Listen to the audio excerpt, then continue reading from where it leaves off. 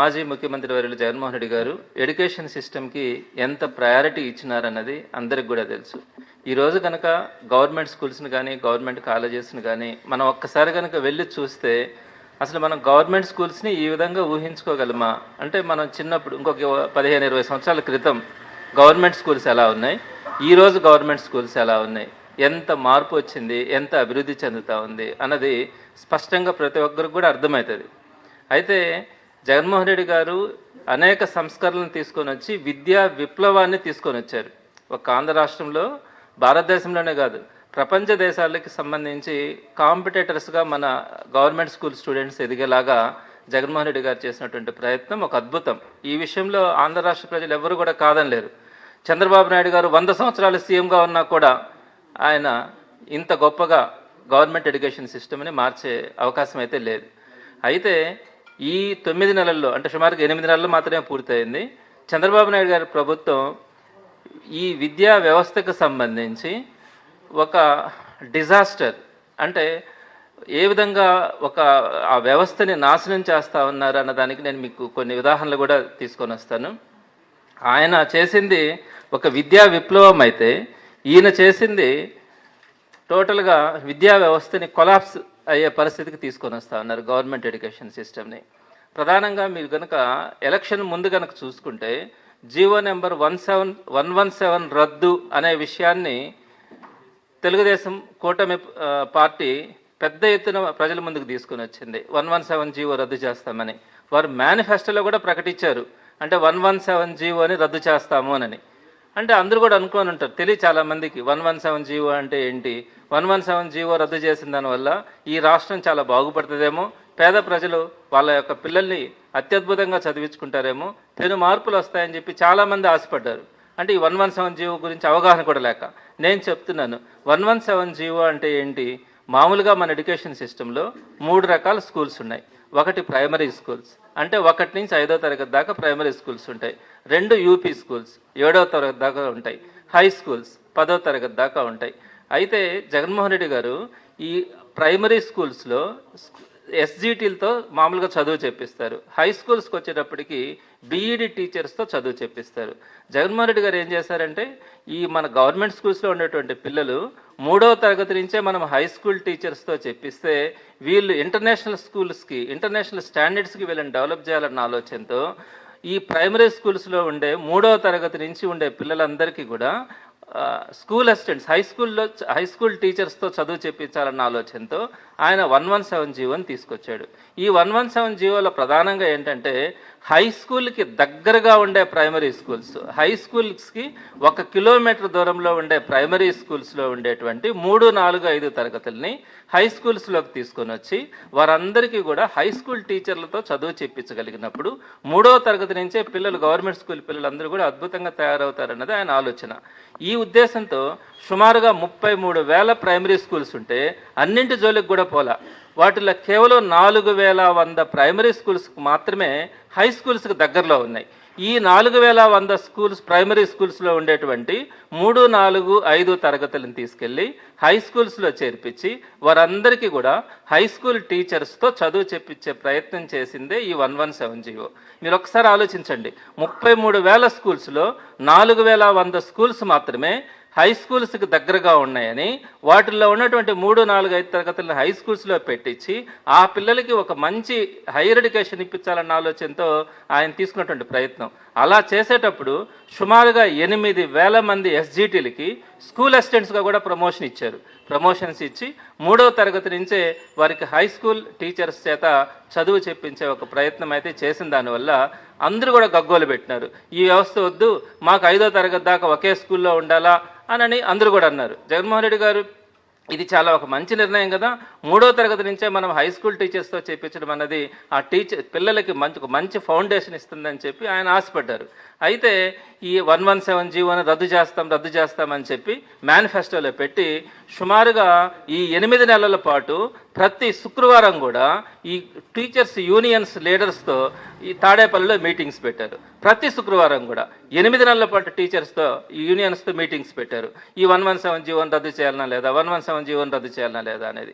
ఎట్టకేలకు ఈ మధ్య కాలంలో అంటే ఒక 15 రోజుల క్రితం ఈ 117 జీవోని రద్దు చేస్తున్నాం అని చెప్పారు.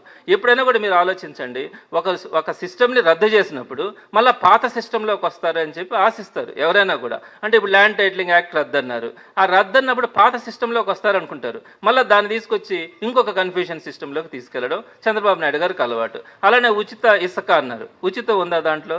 లేదు. ఇప్పుడు కూడా ఇదే పద్ధతి. 117 జీవో రద్దు చేస్తా ఉన్నానని చెప్పినప్పుడు మళ్ళీ పాత సిస్టమ్స్లోకి వచ్చేసి ప్రైమరీ స్కూల్స్ అన్నీ కూడా 1 to 5th ఉండగలగాల. కానీ ఇప్పుడు ఏం చేశారు, మోడల్ స్కూల్ అనే ఒక కాన్సెప్ట్ని తీసుకొచ్చారు.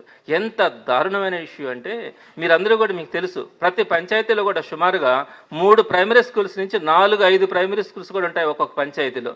ఈరోజు ఏం చెప్తా ఉన్నారంటే చంద్రబాబు నాయుడు గారు, ఒక్క పంచాయతీకి ఒక్క ప్రైమరీ స్కూల్లే ఉంచుతాను, దాని పేరు మోడల్ ప్రైమరీ స్కూల్, ఒకే ఒక్క స్కూల్ పెడతానన్నారు. అంటే మొత్తం 33,000 ప్రైమరీ స్కూల్స్ ఆంధ్ర రాష్ట్రంలో ఉంటే పంచాయతీకి ఒకటి లెక్కన కనుక పెడితే 12,000 ప్రైమరీ స్కూల్సే వస్తాయి. అంటే మిగిలిన 21,000 ప్రైమరీ స్కూల్స్లో ఉండే 3, 4, 5 తరగతులన్నింటినీ కూడా ఈ మోడల్ ప్రైమరీ స్కూల్స్కి పంపించుకోవాలా.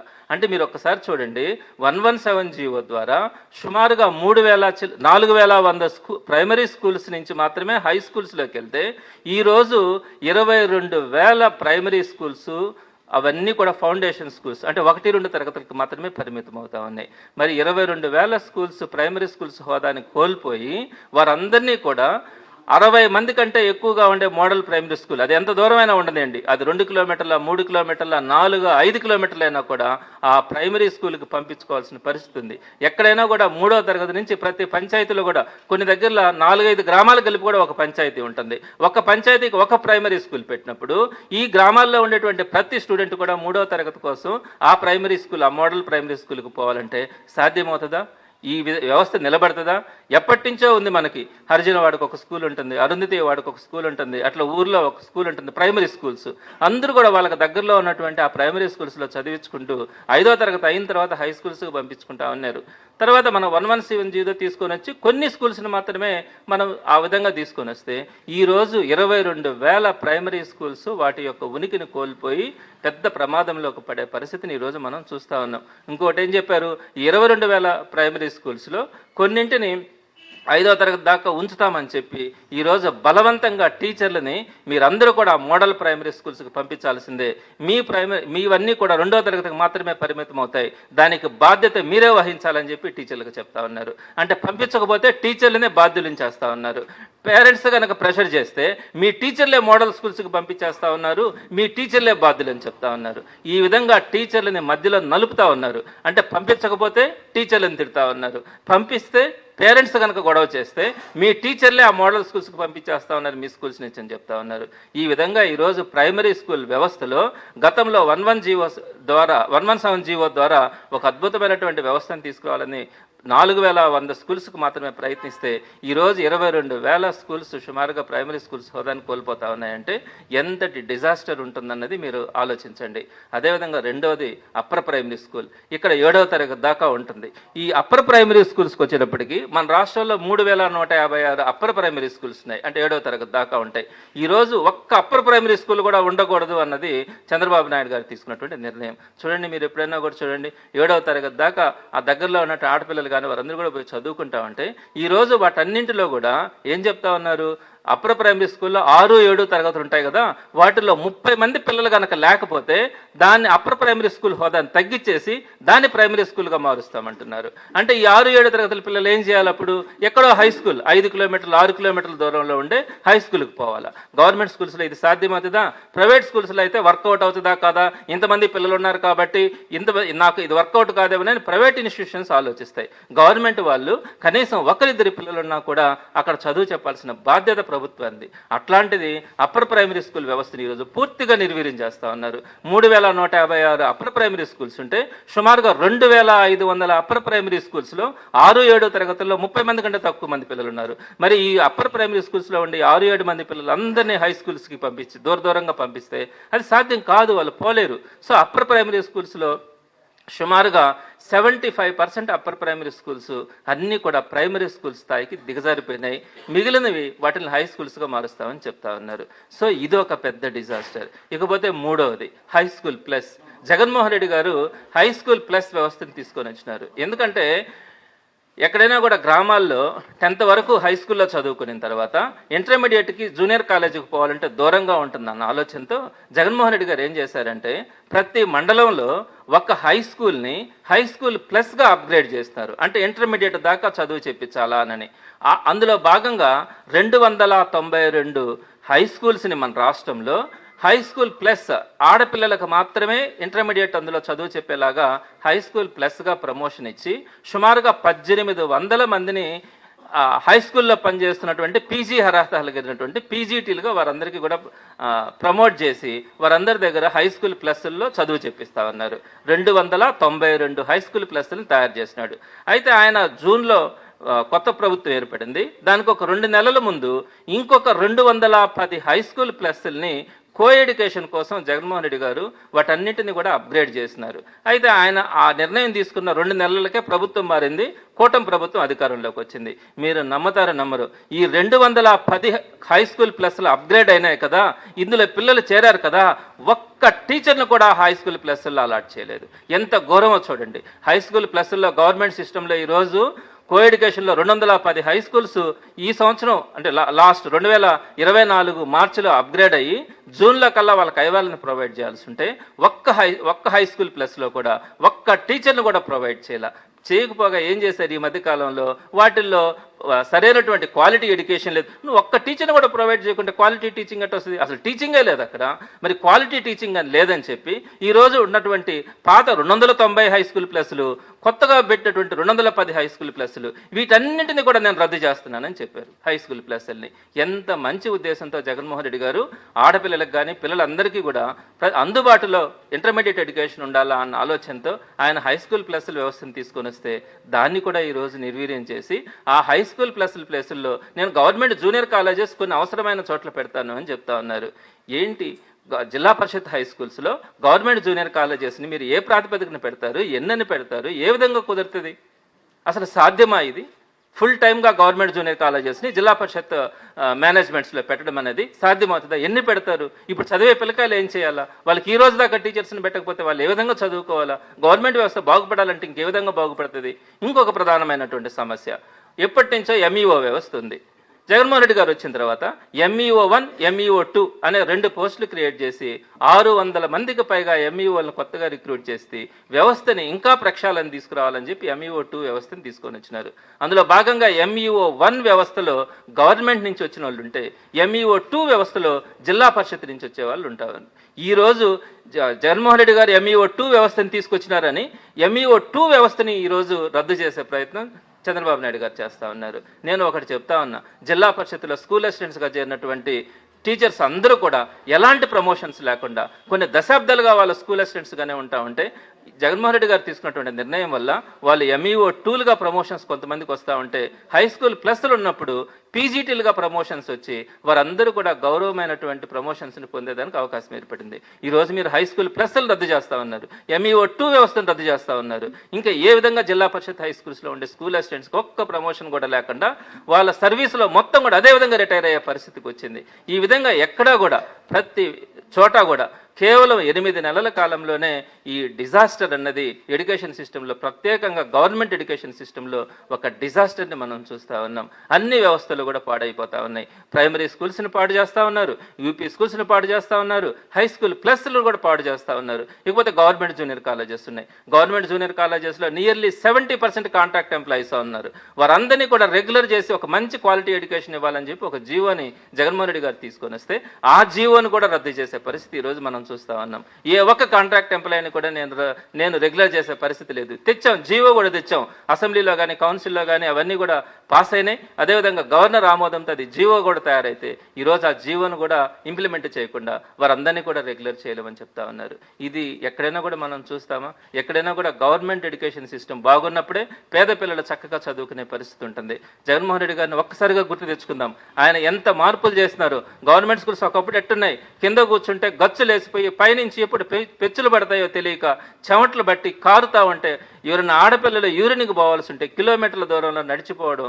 అదేవిధంగా మహిళా టీచర్లు కనుక్కుంటే వారు కనీసం బాత్రూమ్ ఫెసిలిటీ లేక వాటర్ ఫెసిలిటీ లేకున్నటువంటి ఒక దుర్భరమైనటువంటి పరిస్థితులు మనం అందరం కూడా చూసాం. అటువంటి పరిస్థితుల్లో నుంచి జగన్మోహన్ రెడ్డి గారు తీసుకున్నటువంటి విప్లవాత్మక నిర్ణయాల వల్ల ఈరోజు గవర్నమెంట్ ఎడ్యుకేషన్ సిస్టమ్ ఎంత గొప్పగా వచ్చింది. ప్రతి స్కూల్లో కూడా ఆర్ఓ సిస్టమ్స్ పెట్టాం. ఆర్ఓ సిస్టమ్స్ ఈరోజు ఎక్కడ ఉంటున్నాయి? చాలా తక్కువ దగ్గర ఉంటున్నా కూడా గవర్నమెంట్ ఎడ్యుకేషన్ ఇన్స్టిట్యూషన్స్లో ప్రతి స్కూల్లో కూడా ఆర్ఓ సిస్టమ్స్ని తీసుకొచ్చాం. వాష్రూమ్స్ అద్భుతంగా మార్బుల్స్ గ్రానైట్తో కూడా మనము వాష్రూమ్స్ని తయారు చేసుకున్నాం. అలానే ఫ్యాన్లు, లైట్లు, డ్యూయల్ డస్కులు కానీ, గ్రీన్ బోర్డ్స్ కానీ, ఐఎఫ్పి ప్యానల్ బోర్డ్స్ ప్రతి క్లాస్కు కూడా 2 లక్షల రూపాయలు విలువయ్యే ఐఎఫ్పి ప్యానల్ బోర్డ్స్ పెట్టారు. అలానే స్మార్ట్ టీవీలు, లోయర్ క్లాసెస్కి అయితే స్మార్ట్ టీవీలు పెట్టారు. ఇంత అద్భుతంగా మనం ఒక వ్యవస్థను, మంచి వ్యవస్థను తయారు చేసుకున్నాం. అదేవిధంగా ప్రతి క్లాసుని కూడా ఇంగ్లీష్ మీడియంగా ప్రమోట్ చేసుకున్నాం. సిబిఎస్ఈ సిలబస్ని తీసుకొచ్చాం, ఐబీ సిలబస్ని తీసుకొచ్చాం. చిన్న 3వ క్లాస్ నుంచే వారికి టోఫెల్లో సెక్షన్ ఇచ్చేదానికి మనము ట్రైనింగ్ ఇస్తూ ఉన్నాం. అదేవిధంగా పిల్లలను కనుక చదివించుకుంటే ఒక్కొక్క బిడ్డకు 15,000 రూపాయల అమ్మఒడి కింద సాయం చేస్తూ ఉన్నాం.